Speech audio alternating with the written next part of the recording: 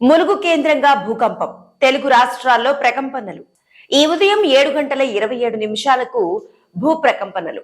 హన్మకొండ, ఖమ్మం, కరీంనగర్, రంగారెడ్డి జిల్లాల్లోనూ కంపించిన భూమి. హైదరాబాద్ లోని పలు ప్రాంతాలలోనూ భూకంప ప్రభావం. ములుగులో భూమికి 40 కిలోమీటర్ల లోతున భూకంప కేంద్రం. తెలంగాణలోని ములుగు జిల్లా కేంద్రంగా ఈ ఉదయం భూకంపం సంభవించింది.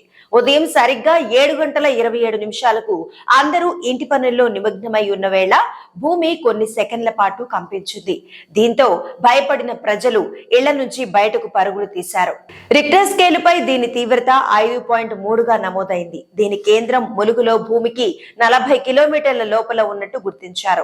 దీని ప్రభావం మాత్రం 225 కిలోమీటర్ల మేర విస్తరించింది.